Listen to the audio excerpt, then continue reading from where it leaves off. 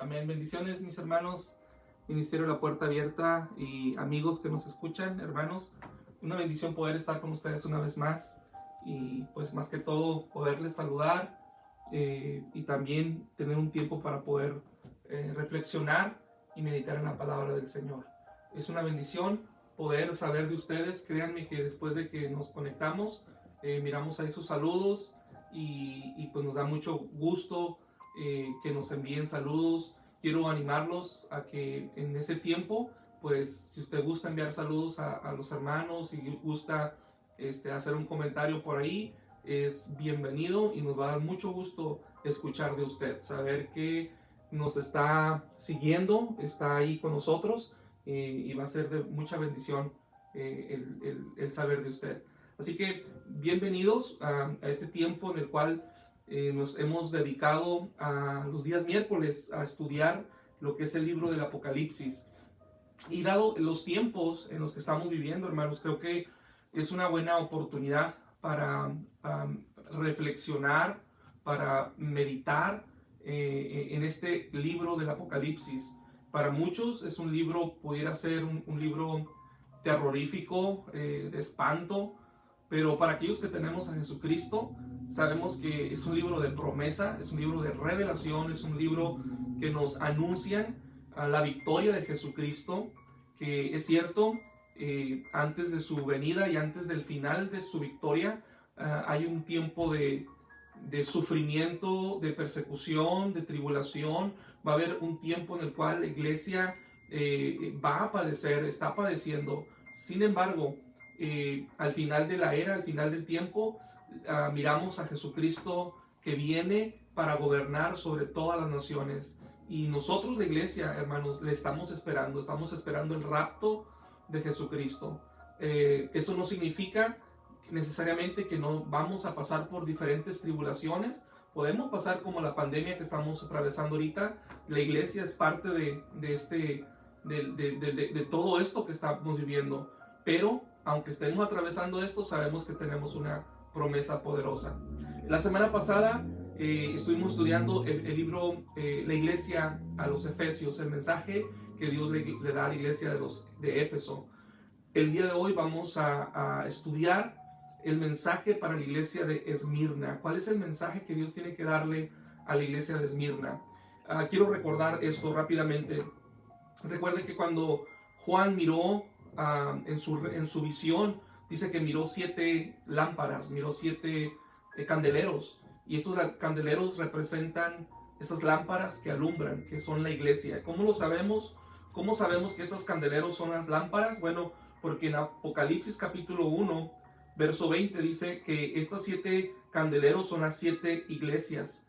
Y el Señor le entrega este mensaje a Juan y le dice, tengo un mensaje para las iglesias de Asia. Ahora, estas 7 iglesias sí eran iglesias reales que existían, pero también son un tipo o un símbolo de la iglesia a través de la era, a través de los tiempos que hemos atravesado.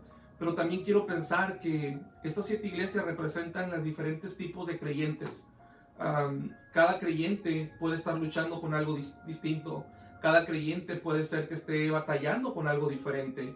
Y el mensaje de Dios para cada uno de nosotros puede ser distinto, porque Dios tiene algo que decirme a mí personalmente, como Dios tiene algo que compartirte a ti personalmente también. Así que estas 7 iglesias representan a la iglesia perfecta de Jesucristo. Y el día de hoy vamos a leer el libro de Apocalipsis capítulo 2.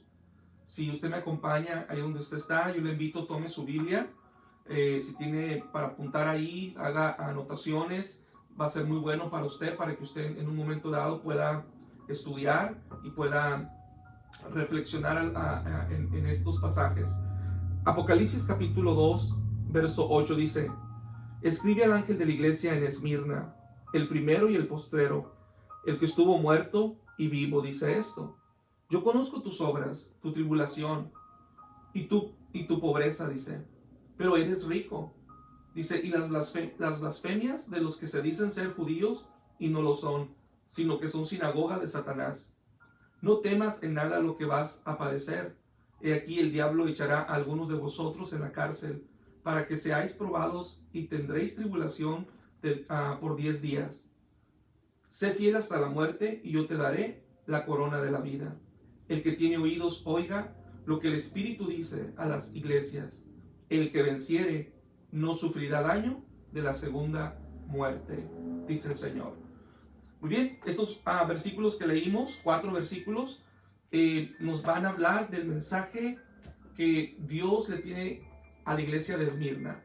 Y una de las cosas que miramos de la iglesia de Esmirna es que es una iglesia es una iglesia sufriente, es una iglesia que padeció por Cristo. Quiero aclarar, no es una iglesia con un espíritu de autolástima, ni se siente como víctima. No, ellos no toman esa postura, pero sí es una iglesia que sufrió, padeció por Jesucristo. Esmirna es el ejemplo de la fidelidad al Señor en medio de la persecución y del sufrimiento. Esta iglesia nos enseña a seguir a Dios, a mantenernos fieles a Él, a pesar del sufrimiento.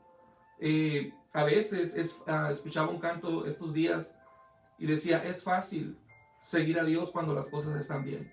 Y sabes, es una gran verdad.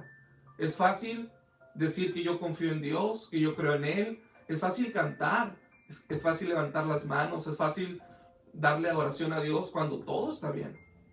Pero cuando las cosas están mal, es ahí donde estamos a prueba. Es ahí donde realmente muchos ya no pueden levantar las manos.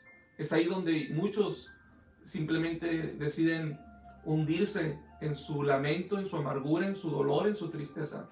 Pero la iglesia de Esmirna nos da una gran lección.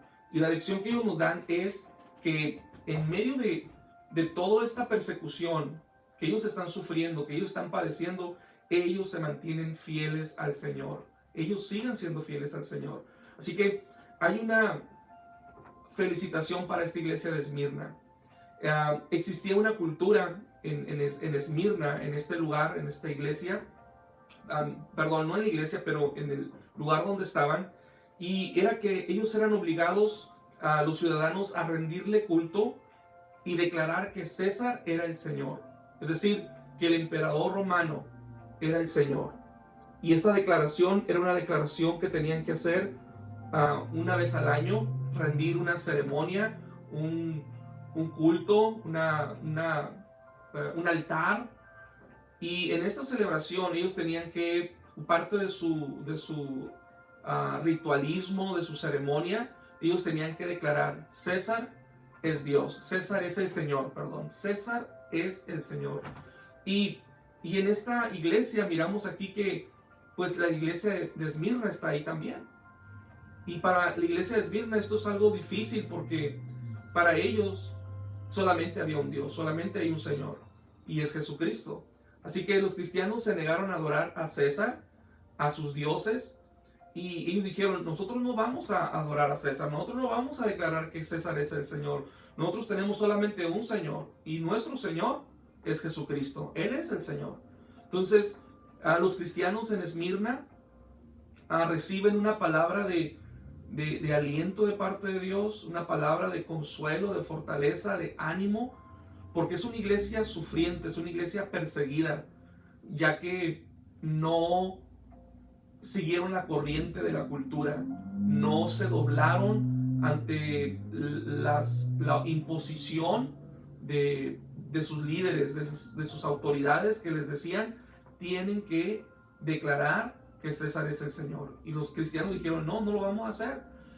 Los cristianos, al igual que los judíos, eran monoteístas, es decir, creen en un solo Dios. Y eso es lo que nosotros también creemos en un solo Dios. Entonces, hay muchas culturas que hoy en día adoran a muchos diferentes dioses, tienen diferentes deidades, tienen diferentes personajes a los cuales les rinden culto y adoración. Y en nuestra cultura es muy similar también. La gente le adora, tiene todo tipo de santos, de imágenes, pero nosotros solamente nos doblamos, nosotros solamente adoramos a un Señor, a un Dios, a Jesucristo. Él es el único. Fuera de Él no hay más.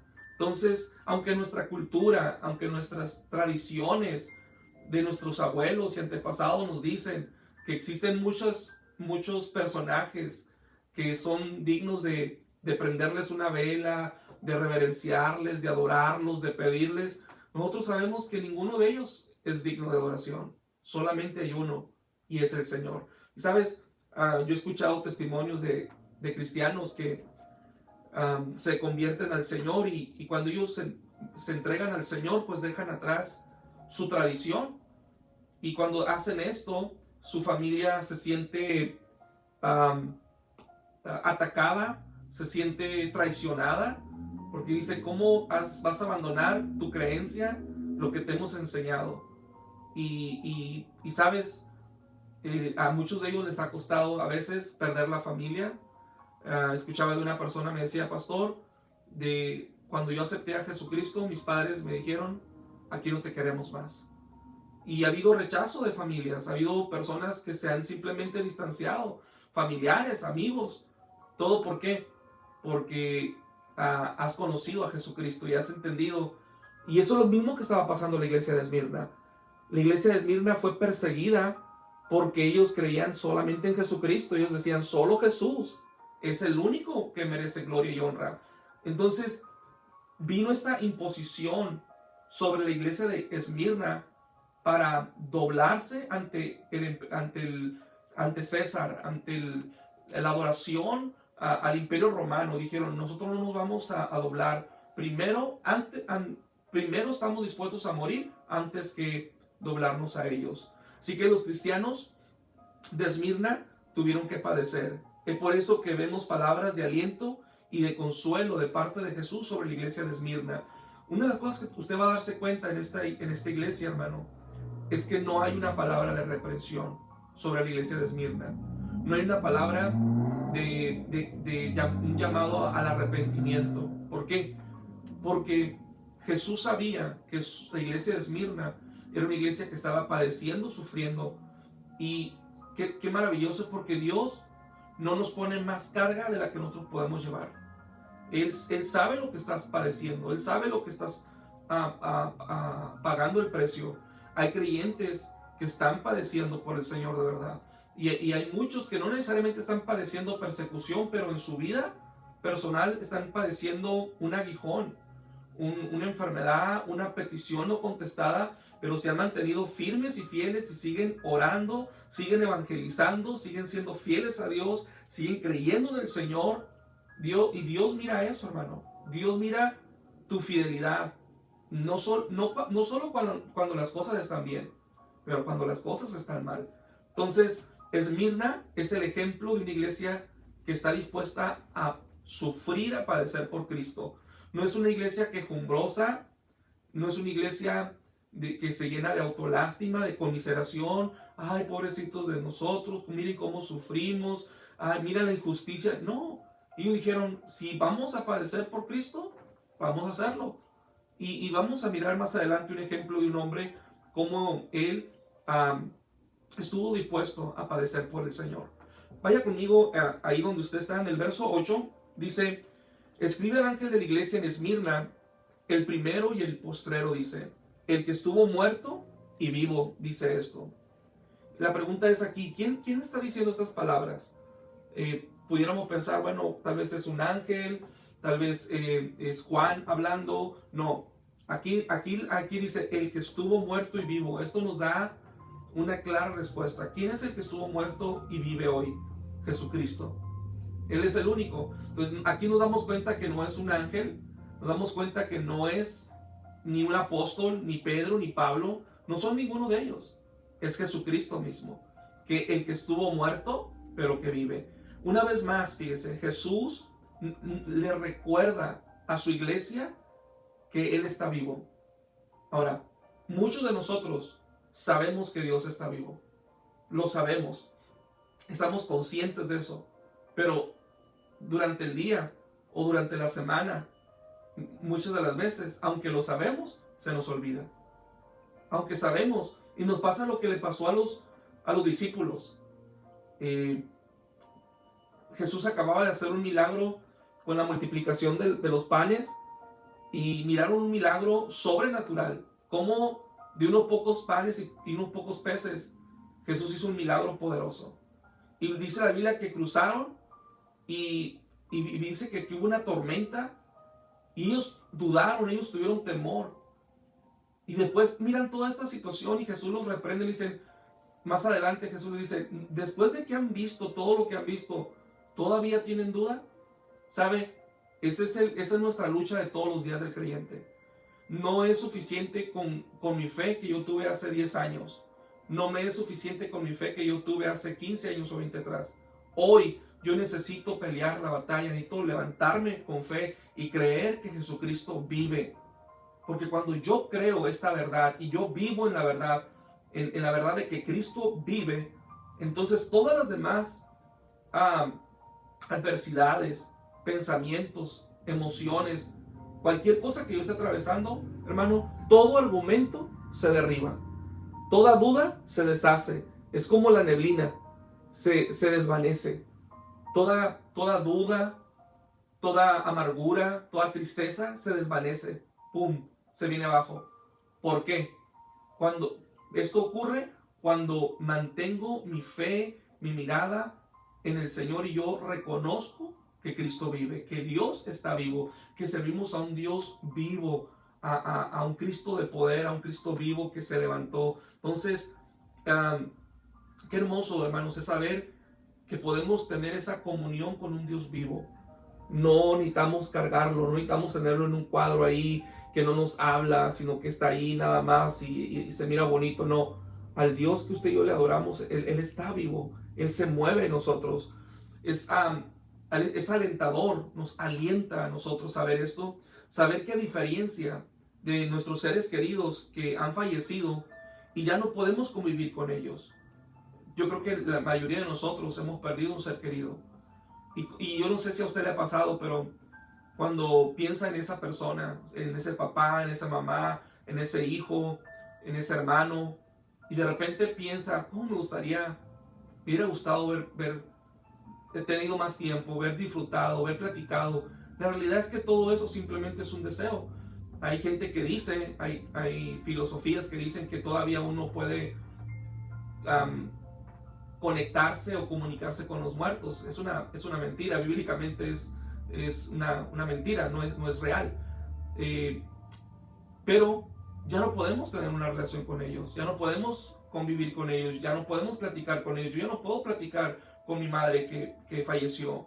La amo y de repente puedo, si soy honesto, de repente he tenido algún sueño en el cual tengo la memoria de mi mamá, pero eso no significa que ella realmente estuve hablando con ella o me dijo algo. No es cierto, simplemente es un sueño, y un sueño es una memoria de algo que viví, que pasamos. Pero a diferencia de todo eso, hermanos, Jesucristo no es un sueño. Jesucristo no es producto de nuestra imaginación. Él es real, Él vive, Él se levantó de los muertos y Él está contigo y está en ti. Así que puedes tener la certeza y la convicción. Por eso Jesús le dice a la iglesia de Esmirna, les dice, yo soy el que estuvo muerto, pero estoy vivo. O sea, lo primero que Jesús le recuerda a la iglesia es que Él vive. Y Dios nos tiene que recordar, aunque lo sabemos, pero Dios nos tiene que recordar todos los días que Él está vivo. Porque aunque lo sabemos, se nos olvida. Porque empezamos a actuar de una manera diferente. Hermano, el día de hoy tú tienes que recordar que el Cristo que tú sirves, Él está vivo. Tu confianza no está en el presidente de esta nación, que lo honramos y oramos por él, lo bendecimos. No está en nuestro gobierno, que oramos por nuestro gobierno y por nuestras autoridades. Claro que sí, pero nuestra confianza no está ahí. No está ni siquiera en nuestro trabajo, no está ni siquiera en la iglesia, no está en personas. Nuestra confianza viene de Dios. Ahí está nuestra confianza, en el Señor. En el verso 9 del capítulo 2, vaya conmigo, dice, yo conozco tus obras y tu tribulación y tu pobreza, pero tú eres rico. Dice, conozco tu tribulación, conozco tus pruebas, conozco lo que estás padeciendo, lo que has estado sufriendo por amor a mí. Dice, tu pobreza, eres pobre, pero eres rico. El Señor le rectifica, le aclara. El propio pueblo de Dios, los judíos, perseguían a la iglesia. Si usted se da cuenta en el libro de los Hechos, la persecución contra la iglesia fue por el mismo pueblo de Dios, por los judíos. Dice la Biblia, hablando Jesús, a los suyos vino, pero los suyos no le recibieron. Es decir, que Jesús vino como prometió al pueblo de Israel, a los judíos, pero no le recibieron, sino que por lo contrario, dice, le crucificaron, su propia familia. Ahora, si yo digo esto, no es para decir que los judíos son los culpables. No, la realidad es que todos somos culpables. Mi pecado llevó a Jesús a la cruz del Calvario, el pecado de toda la humanidad. Pero lo que quiero decir es que la iglesia de Esmirna fue perseguida por los mismos judíos. ¿Por qué estoy diciendo esto? Porque si usted mira la mitad del verso 9, dice, la blasfemia de los que se dicen ser judíos y no lo son, sino que son sinagoga de Satanás. Aquellos que se dicen que son judíos. ¿Y por qué dice esto Jesús? Porque miren, muchas veces, voy a aclarar esto, voy a explicar esto primero. Los judíos sentían que pertenecían a Dios porque venían del linaje de Abraham, de la simiente de Abraham. Y ellos decían, tenemos a Abraham como padre. Entonces ellos pensaban que porque surgían de ahí, automáticamente ellos eran hijos de Dios. Y Jesús en ocasiones reprende y le dice, ustedes no son hijos de Dios, ustedes son hijos del diablo. Y la palabra es fuerte lo que les está diciendo el Señor ahí. ¿Por qué? Porque si Abraham fue hijo de Dios, lo fue porque creyó en Dios. Y a diferencia de muchos de ellos, que se decían ser judíos, que aunque eran judíos de sangre, pero no tenían la fe que tuvo Abraham. Entonces, para ser un hijo de Dios, más que serlo de sangre, hay que serlo de fe. Creer en el Señor. Qué maravilloso, qué poderoso es saber. Dice que a los que le recibieron les ha dado potestad de ser llamados hijos de Dios. Si tú has recibido a Jesucristo en tu vida como tu Señor y Salvador, tú puedes declarar y decir con todo tu corazón, yo soy un hijo de Dios. Entonces, los judíos, al no recibir a Jesucristo, dice la Biblia que lo persiguieron y persiguieron a la iglesia. Y muchas veces ellos decían, nosotros somos del linaje de Abraham, venimos de la simiente de Abraham. Pero Dios les dice a ellos, ustedes no son hijos de Dios. Entonces, ¿cómo aplica esto para nosotros hoy en día? No significa que soy un hijo de Dios porque vengo a una iglesia. No significa que soy un hijo de Dios porque practico ciertas normas eclesiásticas o ceremoniales o espirituales. No significa que soy un hijo de Dios porque leo una Biblia. Significa que soy hijo de Dios porque he creído verdaderamente en el Señor y estoy viviendo una vida agradable a Dios. Estoy viviendo una vida que está siendo limpiada por Jesucristo. Porque hay muchas personas que dicen hoy en día que son hijos de Dios, pero su vida íntima es una vida sucia, es una vida de secretos, es una vida donde hay malicia. Pero van a una iglesia, muchos de ellos tienen algún ministerio, nadie lo sabe, pero hay alguien que sí lo sabe, y es el Señor. Entonces, Jesús da esa reprensión a los, no está hablando de todos los judíos, está hablando de aquellos judíos, dice, la blasfemia de los que se dicen ser judíos y no lo son. Es decir, aquellos que dicen que son mi pueblo, pero en realidad no son. Qué tremendo, porque hay gente que dice que es pueblo de Dios, pero no lo son. Y tal vez yo no pueda reconocerlos o decir ellos no son, pero hay alguien que sí lo sabe. Hay alguien que sí conoce todo, y es el Señor. Y el Señor dice, han sido perseguidos mi pueblo. Los creyentes, los cristianos fueron perseguidos por los judíos. Ahora, ¿por qué eran perseguidos? Porque ellos reconocían, la iglesia reconocía que Jesús era el Señor. Y los líderes religiosos no querían esto, porque ellos decían, ¿cómo Jesús, este carpintero, pobre, de una familia humilde, que lo único que vino a hacer es traer enseñanzas, pero él no vino a traer riqueza, ni vino a traer poder, ni vino a derrocar el imperio romano? ¿Cómo él va a ser nuestro rey? Eso les molestaba. Pero Jesucristo, Jesús mismo, él dijo, mi reino no es de esta tierra, mi reino viene del cielo. Es decir, que el reino de Dios va más allá y es mucho más poderoso que un imperio romano, que un gobierno terrenal. El gobierno de Dios es un gobierno perfecto, es un gobierno eterno. Así que los cristianos fueron perseguidos en aquel tiempo por estos judíos. ¿Y por qué dice sinagoga de Satanás? Porque eran entregados por sus propios hermanos. Voy a aclarar algo, miren.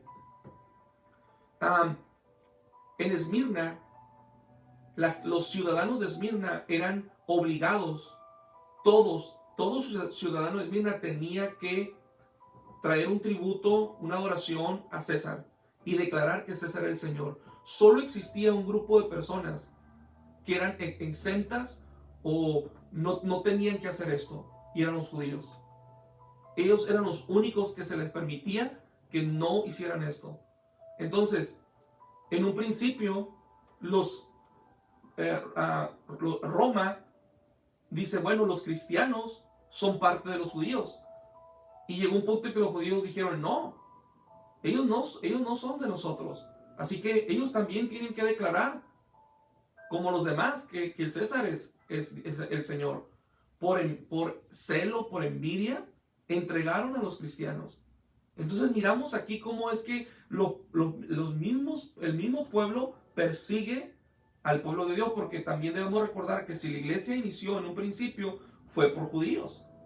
Pablo, Pedro, Juan, todos ellos, María, eran judíos. Jesús mismo era judío. Entonces, pero hay una persecución entre sus propios hermanos. Entonces, siempre existen dentro de la hermandad aquellos que realmente son de Dios y aquellos que no lo son. No tiene que ser algo nuevo para nosotros, no tiene que ser una sorpresa cuando de repente nos damos cuenta que el que se dice hermano no lo es.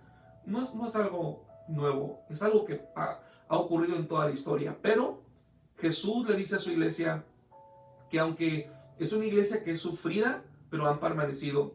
Hay una exaltación, una alabanza que Jesús le da a esta iglesia.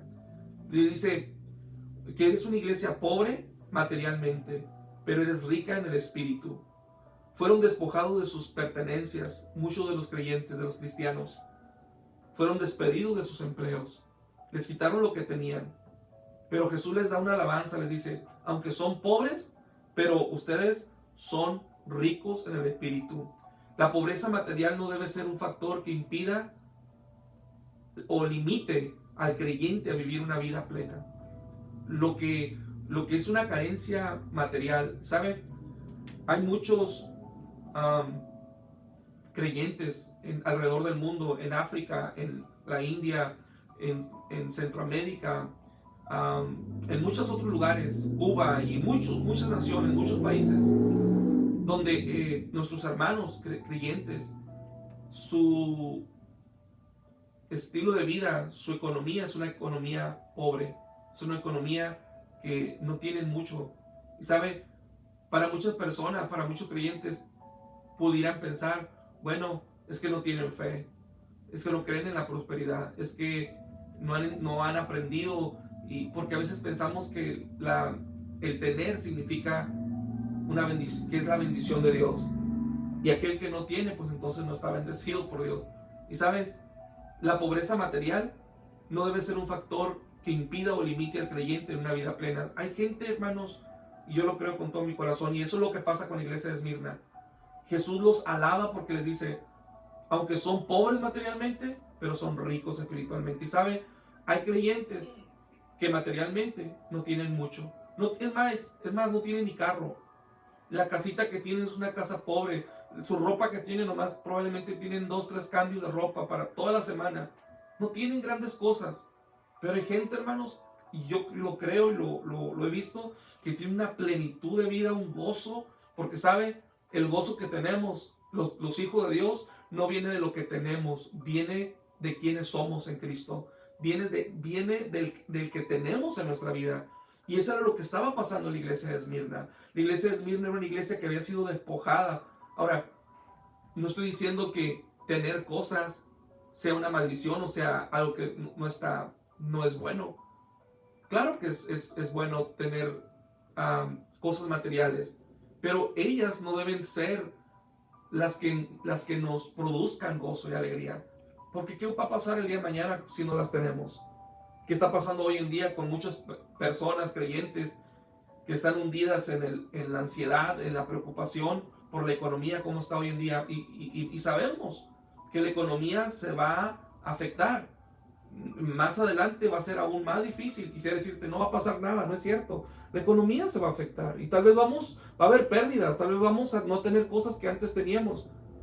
Pero ¿significa que se nos va a ir el gozo y la vida plena que Dios nos ha dado? No. ¿Por qué? Porque nuestra plenitud de gozo y vida no viene de lo material, viene de Cristo. Por eso Jesús alaba a su iglesia de Esmirna y les dice, aunque ustedes son pobres, pero son ricos. Y hay un pasaje en primer libro de Timoteo, capítulo 6, verso 9, en el cual nosotros como creyentes, especialmente en esta cultura, en esta nación donde vivimos, especialmente nosotros, tenemos que tener cuidado a no cruzar esa línea, a no confundir la prosperidad de Dios con la avaricia del mundo, porque si no tenemos cuidado, podemos cruzar esa línea y no darnos cuenta. Y Pablo le dice a Timoteo en la primera carta, capítulo 6, verso 9, dice, porque los que quieren enriquecerse caen en tentación y en lazo, dice, y muchas codicias necias y dañosas, que hunden a los hombres en destrucción y en perdición. Porque raíz de todos los males es el amor al dinero, el cual, codiciando algunos, se extraviaron de la fe y fueron traspasados de muchos dolores. ¡Wow! Cuando en mi vida empieza a haber avaricia. Si te soy honesto, yo, Pastor Natanael, si te soy honesto, yo sé lo que es la avaricia, porque yo he tenido avaricia en mi corazón.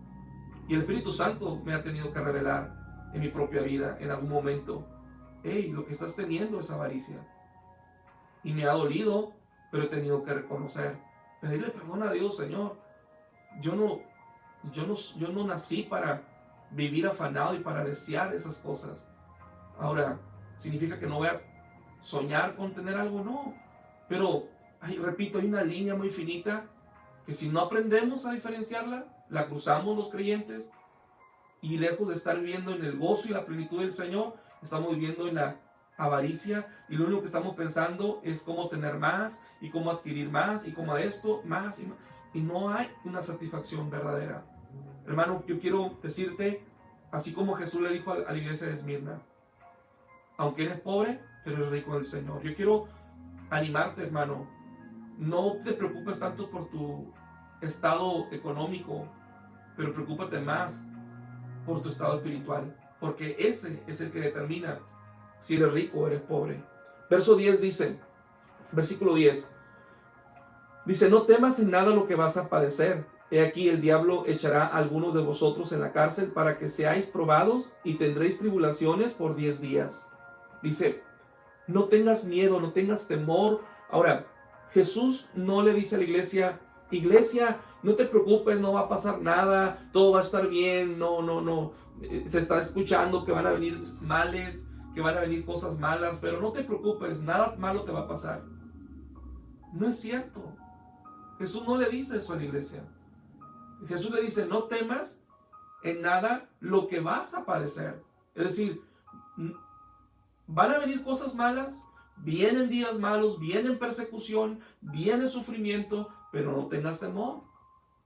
¡Wow! Esa es la palabra de Dios para nuestras vidas. Y muchas veces nosotros hemos confundido esta palabra de parte de Dios y tristemente a veces predicadores se han encargado de difundir este mensaje, de decirle a la gente, los creyentes no vamos a padecer, los que creemos en el Señor no vamos a sufrir. Y eso no es lo que dice la palabra. Suena muy bonito, claro. Si yo quiero ser un predicador simpatizante y quiero ganar más popularidad, claro que sería el camino que escogería, ¿no? Decirle a la gente que no se preocupen. Al final de cuentas es lo que quiere escuchar la gente. La realidad es que la iglesia de Cristo en Esmirna, Jesús le dice, van a padecer, van a sufrir, pero no tengan temor, no tengan miedo. Dios permite que el creyente enfrente tribulaciones y sufrimiento con un propósito glorioso. Esto es poderoso. Mira, el plan de Dios jamás es que su iglesia sea una iglesia amargada, una iglesia atormentada, sufrida, que siempre está con una lamentación. No, ese no es el plan de Dios. Dios no se deleita al vernos sufrir, pero el camino del sufrimiento, el camino de padecer, de pagar un precio, hermanos, al final trae bendición. Antes de poder, alguien dijo un predicador esto: muchos conocen la gloria, o muchos ven la gloria, pero no conocen la historia. Y sabes, hermano, hoy en día podemos mirar ministerios florecientes, poderosos, pero muchas veces no sabemos lo que pasaron. No sabemos lo que están pagando. Le dijo una vez una hermana a otra hermana, le dice: el pastor, es muy fácil que el pastor predique lo que está diciendo, pero él que va a saber de sufrimientos, él que sabe. Y lo que esta mujer no sabía es que el pastor estaba pasando por una prueba difícil por años. Uno de sus hijos que había nacido nunca se desarrolló. El niño, bueno, ya no era un niño, era un joven adulto, pero quedó postrado toda su vida en una cama. Es una lucha, es una prueba, ¿sabes? A veces podemos pensar: ¿qué va a saber la hermana, el hermano, el pastor de lo que es un sufrimiento? Y sabes, hermano, el Señor nos permite cruzar el valle, nos permite cruzar a veces momentos de estos, no para destrucción, no para avergonzarnos, no para que vivamos con una actitud de sufrimiento, no. Pero esto nos viene a formar y viene a hacer cosas en nosotros poderosas. Dios no permite. Ahora, Dios dice: no temas, no tengas miedo, no tengas temor. ¿Cuáles son algunas de las cosas que nos ayudan a deshacer el temor en nosotros? Que el temor simplemente se desaparezca de nuestra vida. Una es saber que Dios no permitirá que seamos tentados más o probados más de lo que nosotros podemos. Ten la seguridad, la certeza que si tú estás pasando por una situación adversa en tu vida y tú dices: yo ya no puedo más, Dios sabe que no. Y sabe, hermano, a veces sentimos como que ya no podemos más, pero al final de la prueba nos damos cuenta que sí pudimos. Y es como una persona que dice: ya no puedo levantar más peso, ya no puedo más, y está ahí. Y es ahí donde te das cuenta que sí puedes, sí pudiste. Pero Dios, hermano, quiero que sepas, Dios es un Dios bueno, amoroso y justo. Él nunca permitirá que tú atravieses algo que tú no puedes. Entonces Jesús le dice a su iglesia de Esmirna: no tengan temor, porque lo que van a padecer va a ser algo que ustedes van a poder pasar adelante. Hay un dato bien curioso que yo lo estaba escuchando hace unos días. Una mujer le dice a su padre: papá, yo he escuchado de creyentes que han muerto por el Señor, pero yo pienso que si el día de hoy yo tuviera que morir por Cristo, yo no creo que estuviera preparada para hacerlo. Su padre le contesta y le dice: hija, séle fiel a Dios simplemente, y en el momento que si tuvieras que padecer por Cristo, Dios te dará la fuerza en ese momento para morir por Él. Qué maravilloso, porque es una gran verdad. Tal vez hoy no me siento capacitado, pero si yo tuviera que padecer por el Señor, en su momento Dios nos capacita para que atravesemos y podamos pasar ese valle aún de la muerte. Dios permite entonces que pasemos, pero no permite que el diablo nos tiente más de lo que no podamos. El temor es vencido cuando ponemos nuestra mirada en la promesa de Dios. Cuando recordamos las promesas maravillosas, poderosas de Dios en nuestra vida, hermanos, toda prueba, toda tentación, todo aquello se desvanece. Cuando simplemente recordamos el galardón, lo que viene al final, hermanos, vale la pena pagar el precio, vale la pena correr la carrera, vale la pena servirle al Señor. Así que mantengamos nuestra mirada en las promesas y el temor se va a retirar.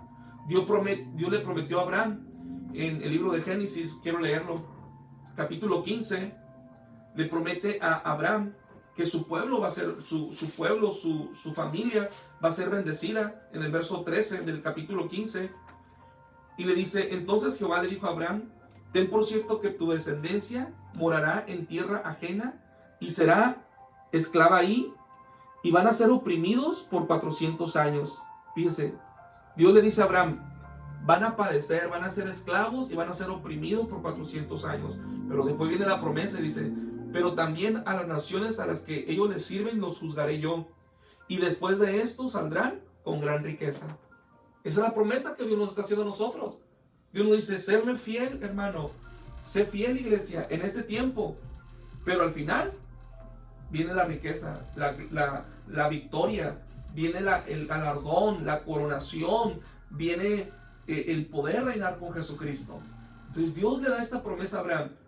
Van a pasar esclavitud, van a pasar, van a ser oprimidos, pero al final dice, van a salir con las manos llenas, van a ser enriquecidos y yo los voy a llevar a una tierra prometida. ¿Cuál es nuestra tierra prometida? Reinar con el Señor toda la eternidad. Sé fiel hasta la muerte, le dice el Señor, yo te voy a dar la corona de la vida. Sé fiel hasta la muerte. Hay una biografía de un hombre llamado Policarpo. Dice que este hombre fue un discípulo de Juan, el apóstol Juan, el que está, el autor del libro de Apocalipsis. Y se dice que este hombre, Policarpo, era un hombre ya anciano, de 75 años aproximadamente, cuando le buscaron para apresarlo. Incluso Policarpo era en aquel entonces el pastor de la iglesia en Esmirna. Se dice que Juan lo dejó a él, a Policarpo, en la iglesia de Esmirna como el pastor de esta iglesia. Entonces, este hombre ya anciano, habían pasado los años, era en el año 126 después de Cristo, se dice, y ya era un anciano, pero un día él tiene un sueño, una visión, y dice que mientras estaba orando, le venció el sueño, le venció el cansancio y se durmió. Y mientras él estaba dormido tuvo esta visión. Dice que su almohada empezó a arder y se consumía y en eso despertó. Él dedujo, él llegó a la conclusión, esa fue su interpretación, que Dios lo estaba preparando y le estaba diciendo que así iba a morir él por el fuego.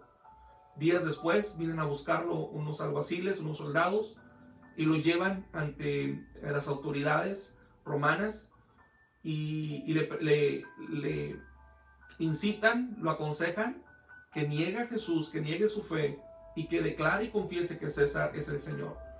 Él se niega rotundamente, dice, no lo voy a hacer.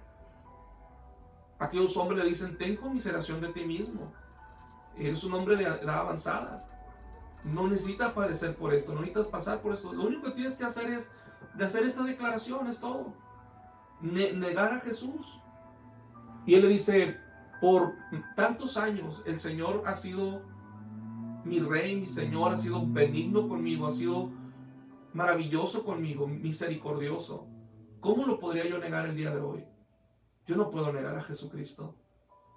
Aquellos hombres le dijeron, bueno, si tú no lo niegas, te vamos a echar a las fieras. Policarpo les contesta, si aunque me echaran a las fieras, no voy a negar a Jesucristo. Mi Señor ha sido bueno y Él es digno de que yo me mantenga fiel y firme para Él. Aquellos hombres le dijeron, bueno, tal vez no le tienes miedo a las fieras, te vamos a echar a la hoguera, te vamos a quemar.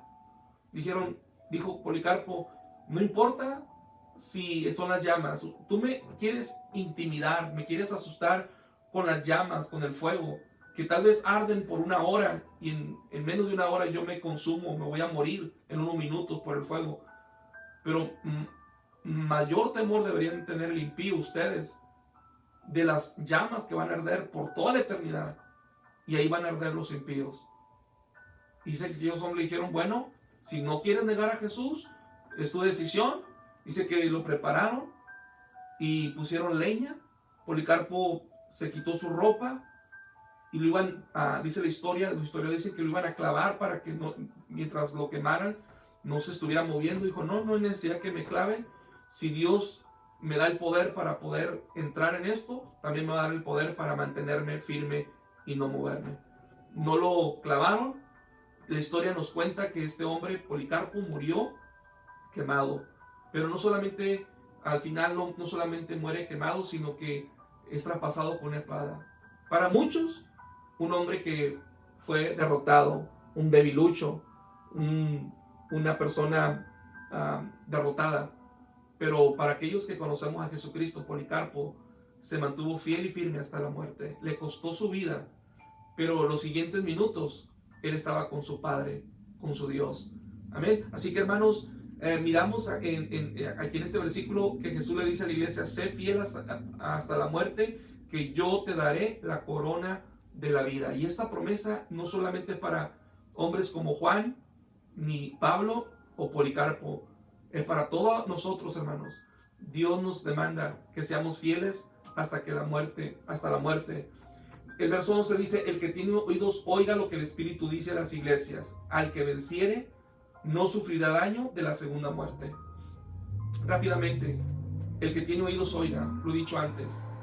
Se necesita hambre sincera y una fe práctica para conocer la verdad.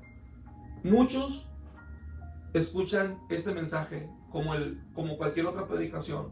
Muchas personas escuchan la palabra, leen la Biblia, pero no todos tienen la disponibilidad y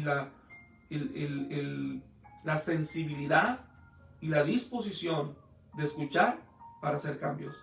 Hay gente que solo escucha por tradición, hay gente que solo escucha por costumbre, hay gente que solo escucha por llenarse de conocimiento.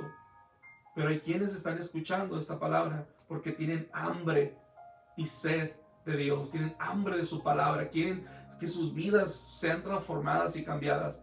Así que cuando Jesús dice: el que tiene oídos oiga lo que el Espíritu dice, esto es para aquellos que en realidad en su corazón dicen, toman esta palabra no como una palabra, no es una palabra simplemente bonita, alentadora, positiva, no. Es una palabra que habla del Espíritu y que tiene que traer cambios. Así que el que tiene oídos oiga lo que el Espíritu dice. Segunda muerte, Jesús habla aquí de la segunda muerte. El que venciere no sufrirá daño de la segunda muerte. Existen dos muertes. La primera es la física. Todos, si Cristo no viene antes, vamos a tener que enfrentar la muerte. Es algo que no nos gusta. Yo no quiero morirme todavía. La realidad es que un día tendré que enfrentar la muerte física. Pero hay una segunda muerte, y esa es la terrible, esa es la mala, esa es la que no tenemos que enfrentar. Y es la muerte, separación eterna de Dios. Alguien dijo en una ocasión: el que nace una vez tendrá que morir dos veces, pero el que nace dos veces solo tendrá que morir una vez. Jesús le dijo a Nicodemo: te es necesario nacer de nuevo. Nicodemo entendió que aunque un día había nacido de su madre, pero él tenía que nacer de Dios, y para nacer de Dios es recibir a Jesucristo, es reconocer que Dios es el único que te puede dar vida nueva. Así que, mi amado hermano, tú que has recibido a Jesucristo, tienes vida nueva, eres un hombre nuevo, una mujer nueva en Cristo Jesús. No tienes que tener temor de la segunda muerte. La primera muerte, todos la vamos a sufrir si es que Cristo no viene antes, pero no nos tenemos que preocupar por esa muerte, porque esa muerte no tiene poder sobre nosotros, porque vamos a vivir y reinar con Jesucristo por toda la eternidad.